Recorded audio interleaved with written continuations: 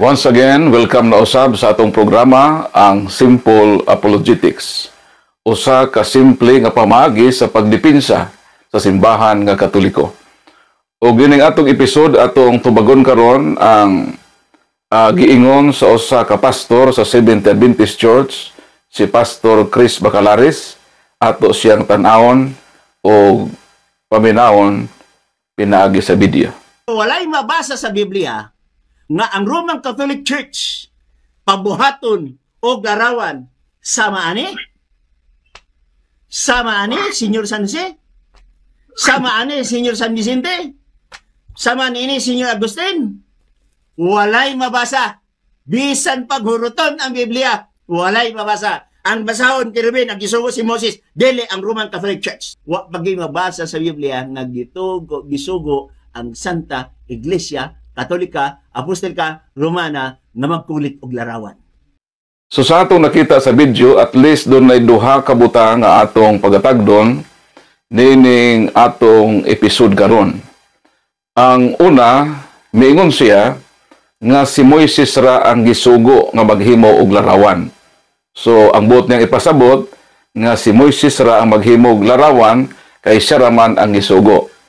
Ang ikaduha, miingon siya nga walay mabasa sa Biblia nga ang Roman Catholic Church gisugo nga maghimo og larawan sama ni San Agustin, sama ni San Vicente Ferrer. So wala daw mabasa sa balaang kasulatan, bisag hutdo nimo basa nga ang Dios nagsugo nga maghimo og larawan nga ingon ni ana. So ato kining pagatubagon, sumala pod sa lamdag sa kahayag sa kamatuoran o sa sakto nga lagda sa pagatarungan. Sumato kita sa iyang unang giingon nga si Moises ra ang gisugo nga maghimo og larawan. So ang iyang buot ipalutaw nga si Moises ra ang magbuhat kay siya man ang gisugo. Although sakto kana nga si Moises gisugo, sumala sa atong mabasa dinhi sa Exodus Kapitulo 25, versikulo 18, mao kini ang atong mabasa dinhi sa The Living Bible. Then make images of angels using beaten gold and place them at the two ends of the lid of the ark. So klaro nga si Moises gisugo sa Dios nga maghimog larawan sa mga anghel. Apan ang pangutana, kay si Moises man ang gisugo, si Moises ba ang nagbuhat og larawan? Ang tubag dili. Ang naghimo sa larawan nga gisugo kang Moises, dili si Moises, kundi si Bezalel, sumala sa Exodus Kapitulo 31, mga versikulo 1 hangtod sa 7.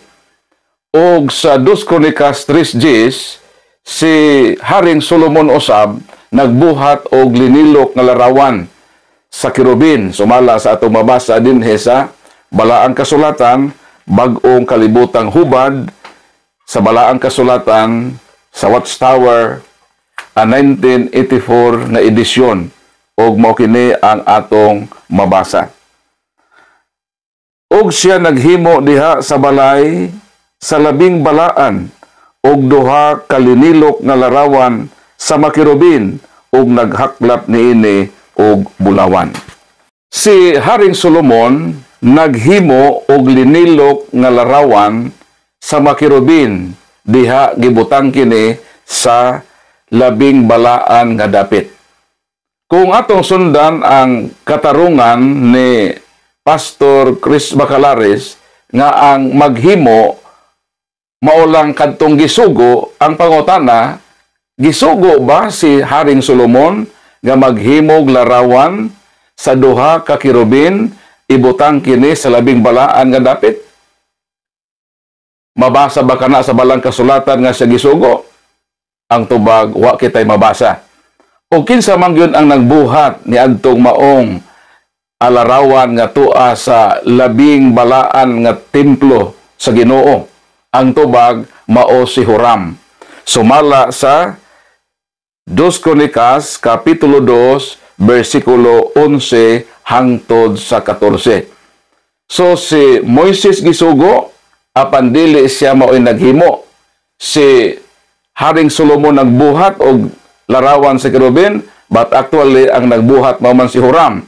Kining si Haring Solomon, kining si Huram nga naghimog linilok nga larawan o gibutang sa labing balaang dapit sa templo, wala tay mabasa sa Biblia nga sila gisugo. Apan nganong nagbuhat man sila. Ang tubag kay naa na may sugo o wa man iamindar ning maong balaod bisan hangtod karon wala gyud maghimo ang Ginoo og balaod nga hunungon na ang paghimo og larawan. Og pruiba ni ana ang mga simbahan sa Seventh Adventist Church na ay mga larawan.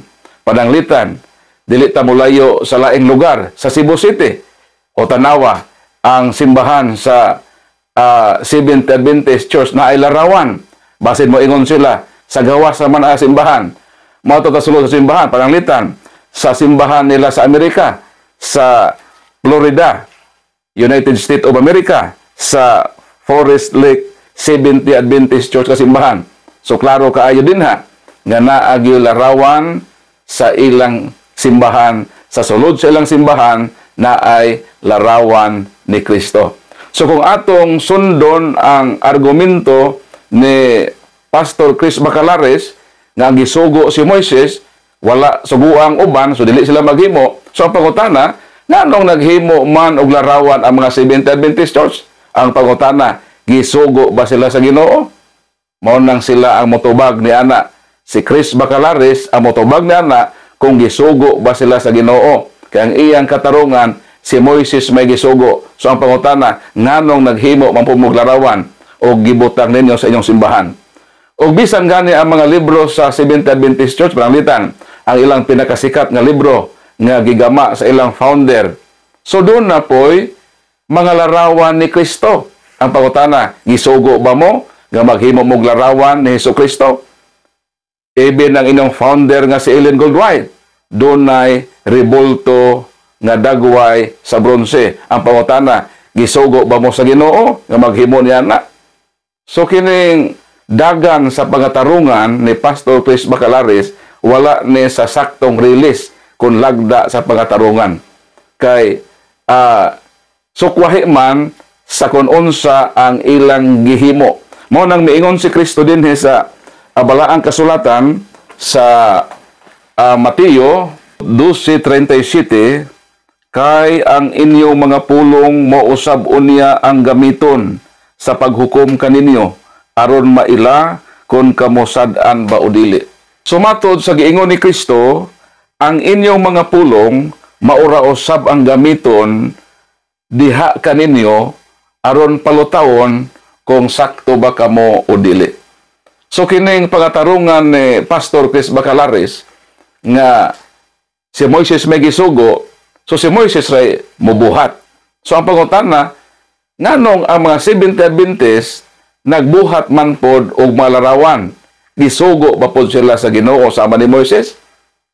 So mao na nga palpak ang argumento nga gipalusot ni Pastor Chris Bacalares. It does not follow nga ang gisugo mao gyud ang mobuhat. Kay si Moises mao gisugo, dili man siya mibuhat. Si Haring Solomon naghimog larawan, si Huram mo'y aktual nga naghimog larawan, apan walay mabasa nga sila gisugo sa Ginoo. So, sayop nga argumento ang pag-ingon kay wala sugua, dili muhimo. Ang Seventh Adventist naghimo bisan pa wa sugua. So wala sila maalain sa kun unsa ang ilang gibarugan nga pagatarungan kun prinsipyo. Og moadto kita sa iyang ikaduhang giingon nga bisan hutdon daw pagbasa ang Biblia, dili daw mabasa nga ang Roman Catholic Church gisugo nga maghimo og larawan sama padanglitan sa larawan ni San Vicente Ferrer, larawan ni San Agustin. Wala daw sa Biblia, di daw nimo mabasa nga ang Roman Catholic Church gisugo nga maghimo og larawan ni San Agustin, o ni San Vicente Ferrer. Kung gigamit ni Pastor Bacalares ang ilang insakto nga salabutan, dili na niya angay himuong isyo. Kay that is fallacy of anachronism. Unsa man ang anachronism? Sumala sa libro sa pangatarungan, kining anachronism, o sa may buti pasabot nini. Fallacy of anachronism. An anachronism is a chronological error that occurs when an event, object, or person is placed in the wrong time period. So, dili angay ipangutana o himuong isyo ni Pastor Chris Bacalares kung ang Roman Catholic Church gisugo ba nga magbuhat og larawan sama sa larawan ni San Vicente Ferrer o ni San Agustin. Sumala sa video atong i-review ang iyang giingon kung sakto ba ang dawi nga siya mga tarungan. Walay mabasa sa Biblia nga ang Roman Catholic Church pabuhaton o larawan sama ani Senyor San Vicente, sama ni Senyor Agustin. Walay mabasa. Bisan paghuruton ang Biblia, walay mabasa. Walay mabasa sa Biblia nga ang Roman Catholic Church pabuhaton o larawan sama ani Senyor San Vicente, sama ni Senyor Agustin. Walay mabasa. Bisan paghuruton ang Biblia, walay mabasa. So dili isyo kung ang Roman Catholic Church bagisugo nga maghimog larawan sama sa larawan ni San Vicente Ferrer o ni San Agustin. Kay ang Biblia nahuman circa 98 to 100. So first 100 years, nahuman na ang pagsulat sa mga libro sa balaang kasulatan nga mao na ang compilation, canonization sa ato nga balaang kasulatan karon. Og si San Agustin karon sa man ni nahimugso nga tawo sa kalibutan. Ang tubag na tawo siya Nobyembre 13, year 354. Og si San Vicente Ferrer na tawo usab niadtong January 23, 1350. So sayop kon imong ingnon nga ipakita nimo nga ang Dios nagsugo nga maghimog larawan niining mga tawhana nga kining mga tawhana wala pa man ni mga tawo panahon nga gisulat ang balaang kasulatan. Mura na sa pangutana nga tanduay badiay ang gihimo ni Kristo nga bino sa kasal sa Kana. Nganong imo man himong isyu kung tanduay batog dili nga ang tanduay 1854 pa man na siya nagsugod. So ang pangatarungan ni Pastor Chris Bacalares is fallacious. So mo nang sayop nga klase sa pangatarungan, nangatarungan siya apan siya ra usab ang nahikog sa iyang kaugalingon nga tari. Kaya ang Seventh Adventist na aman po sila malarawan. So ang dakong issue din gisugo pa po sila sa Ginoo. Sama sa ilang pag-akyos sa Katoliko nga anong naatay larawan, gisugo bata sa Dios. So ato po nang isumbalik sa ilang pangutana, gisugo pa po sila nga maghimog larawan. Sumuon na ang dako nga isyu nga giingon ni Kristo sa balaang kasulatan nga ang inyong mga pulong gamiton ra usab sa paghukom diha kaninyo. So daghang salamat o God bless kaninyong tanan og hinaot nahatagan nato og gamay nga husay dinhi sa atong programa ang Simple Apologetics. So ang Dios manalangin kanato, God bless kanatong tanan.